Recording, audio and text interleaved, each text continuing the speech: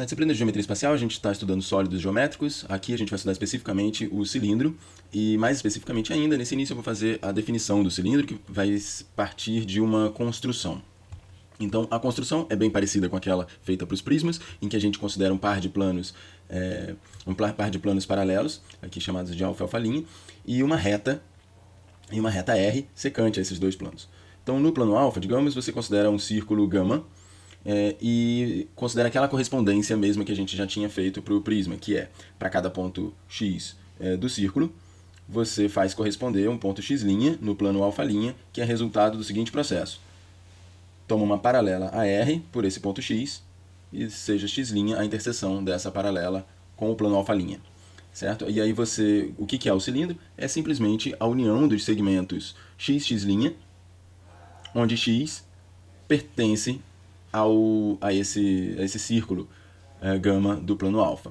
Né? Então, aqui com essa construção, o cilindro é um sólido, né? ele é recheado. Se você olha, mas também é comum considerar o cilindro só a fronteira, né? Só a união desse círculo com aquele círculo e dos segmentos x, x' construídos como anteriormente, mas onde x só varia aqui no bordo, né? Só varia na circunferência. Então, para a gente olhar isso de maneira mais dinâmica, né? Tem esse aplicativo aqui que está disponível para vocês também. Nele a gente pode observar com mais cuidado que o cilindro não precisa ser reto, né? Quer dizer, essa reta R não precisa ser perpendicular aos dois planos. A linguagem a gente vai ver já já. Esse, na verdade, é o exemplo de cilindro oblíquo. E o ponto X da correspondência é qualquer ponto do interior do círculo ou do seu bordo. E o x' é o correspondente lá em cima, e observa que x sempre foi definido como sendo paralelo à reta R dada, né? Como de costume, é necessário um mínimo de linguagem básica. Então, o raio de um cilindro é o raio desses círculos que a gente tomou inicialmente. Esses círculos, né, tanto o de cima, digamos, como o de baixo, são chamados de bases.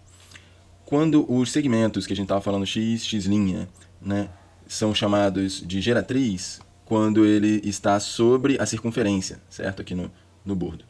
A geratriz é muito comum dela ser confundida com a altura.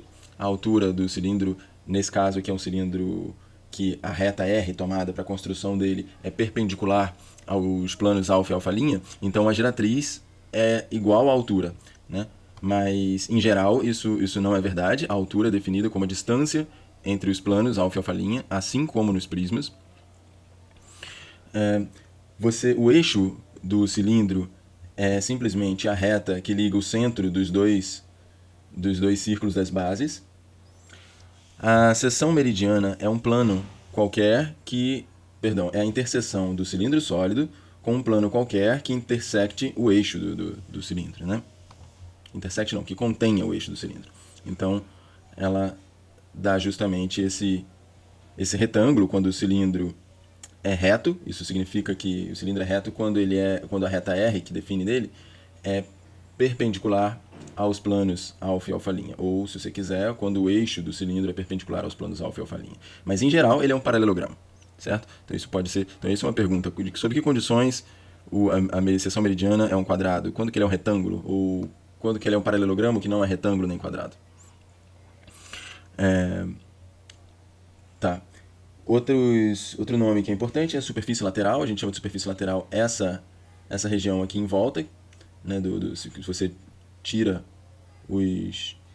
as bases. A superfície total, que às vezes chamam, né, simplesmente a superfície lateral união com as bases.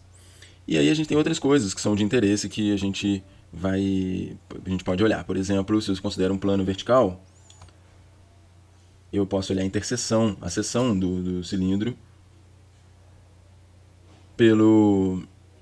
por esse plano vertical. Que objetos que formam? Né? E se a gente mudar a altura ou o raio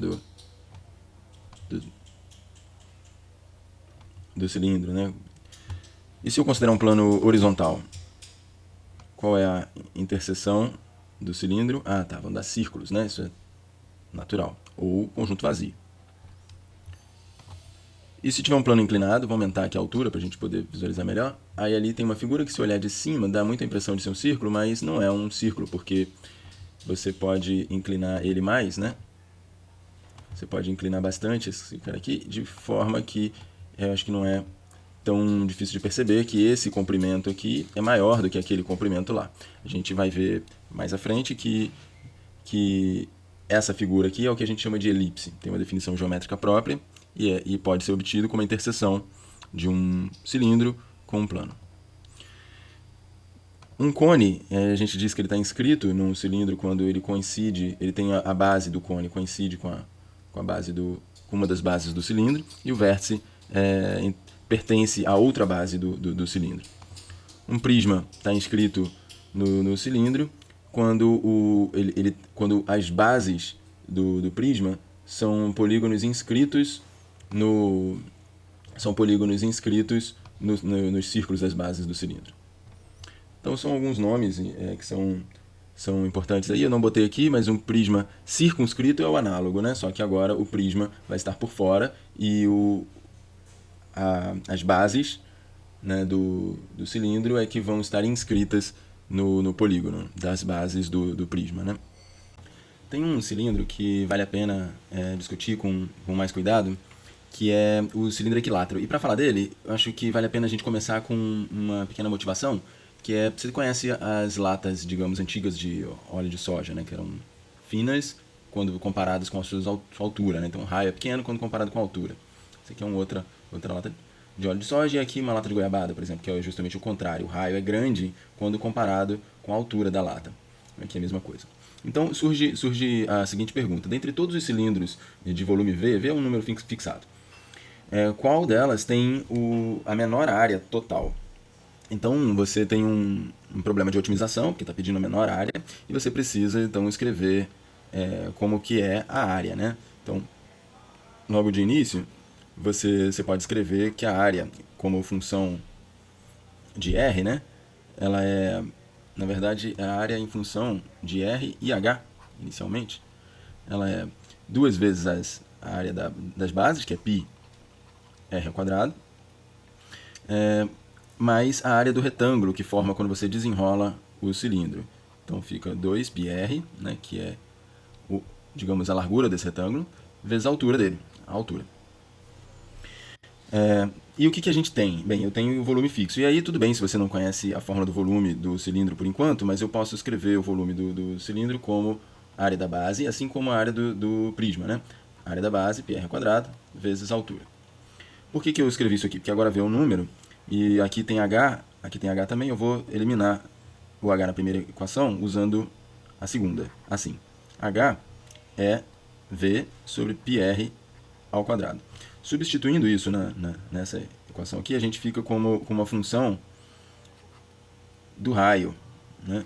Então, não do H mais, porque agora V é um número, então eu fico com 2πr ao quadrado, mais, aí quando você, bem, vamos botar lá, πr vezes a altura, que é volume πr ao quadrado. E quando você faz a conta aqui, a gente fica com a área em função do raio, a área total, né, do cilindro, é 2πr ao quadrado mais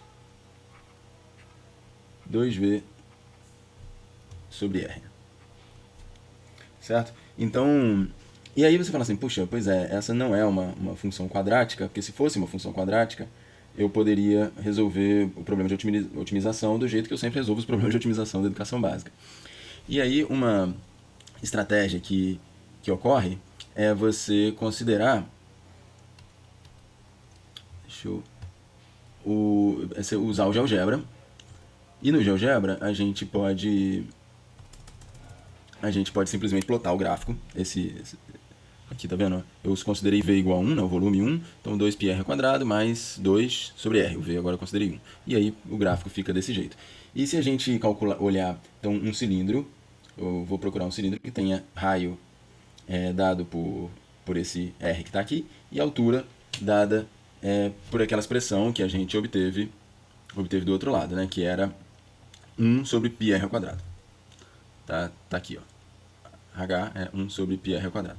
E aí quando a gente varia o raio, a gente encontra diferentes cilindros. Por exemplo, um mais parecido com um vinil, um disco de vinil, ou uma lata de goiabada, e depois a coisa vai subindo até que fica muito maior, mais alto que uma lata de óleo de soja. Todas eles têm o mesmo volume, isso é parte importante. E quando eu movimento aqui, observe que esse ponto também move, que é justamente a área. Como eu quero a área mínima, né, quero, digamos, para economizar material na embalagem, você deve procurar um cara aqui. Então, é bacana se observar que o problema, ele tem um mínimo, quer dizer que não é nenhum dos extremos, que é algum caminho, algum ponto aqui do meio. E aqui não dá para observar, mas você sabe que ele é o raio está entre meio e 0,6. Porque tá vendo que ali agora você troca do meio para o 0,6, quem está maior, se é duas vezes o raio, até o H. O cilindro em que essas coisas aqui, duas vezes o raio e o H são iguais, e a altura deles são iguais, é justamente o cilindro que a gente chama de cilindro equilátero, que é a solução do problema. O cilindro equilátero, ele, por exemplo, ele é o cara que quando você... Deixa eu mudar aqui para essa tela que a gente já usou algumas vezes, porque aqui eu acho que é bacana a gente tentar construir um cilindro equilátero, né? Então, uma possibilidade é a gente considerar a altura como o dobro, né, do raio. E aí, quando você olha, por exemplo, uma outra maneira de caracterizar o cilindro equilátero é que a seção meridiana é um quadrado. A seção meridiana é um quadrado, ele é um cilindro reto, cuja altura e o diâmetro da base coincidem. Então esse é um cara especial porque ele resolve aquele problema de otimização.